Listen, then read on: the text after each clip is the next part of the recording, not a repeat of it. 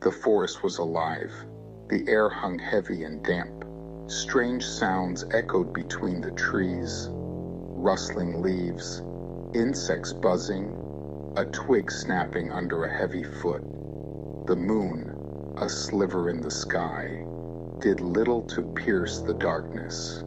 This was a place of secrets, a place where the Aswang hunted. For generations, stories of the Aswang had been whispered around fires and murmured in hushed tones. A shape-shifting monster. It craved human flesh, preying on the unsuspecting, the weak, the vulnerable. Its presence, a palpable dread, clung to the village like the humid air. Maria, a woman who knew the forest's secrets as well as anyone, felt a chill crawl up her spine. She had lived in the village all her life, heard the stories, dismissed them as old wives' tales. But lately, something felt different. Her new neighbor, Ailing Bebang, was an enigma. She kept to herself, rarely venturing out during the day. Strange smells emanated from her hut, a cloying sweetness mixed with something rotten.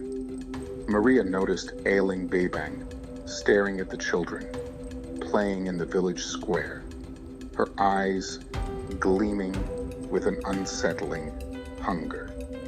Then there were the dogs. They whined at night, their fur on end, refusing to go near Ailing Bebang's hut. Even the bravest hunters avoided the forest after dark.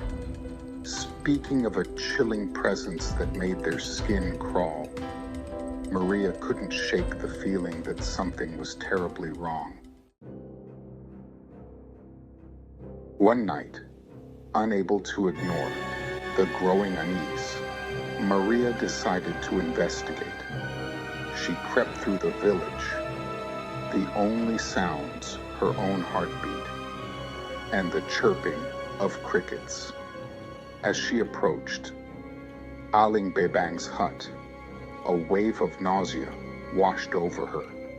The smell was overpowering, a mixture of rotting meat and sickly sweet perfume. Peeking through a crack in the bamboo wall, Maria gasped. Ailing Bebang stood in the center of the room, her back to the door. But it was what Maria saw next that sent shivers down her spine. Ailing Bebang's shadow, elongated and distorted, sprouted wings. Long, sharp claws extended from her fingers. Maria watched in horror as Ailing Bebang, her face contorting into a grotesque snarl, began to transform.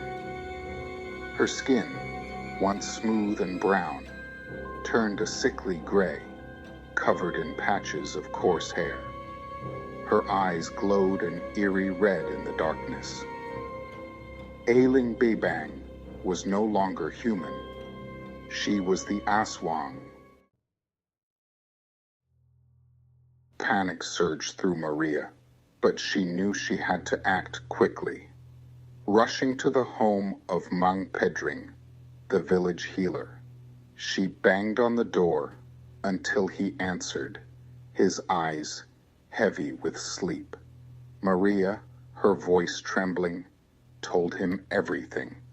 Mang Pedring, wise in the ways of the supernatural, gathered his supplies, garlic, salt, a vial of pungent oil, blessed by the village shaman.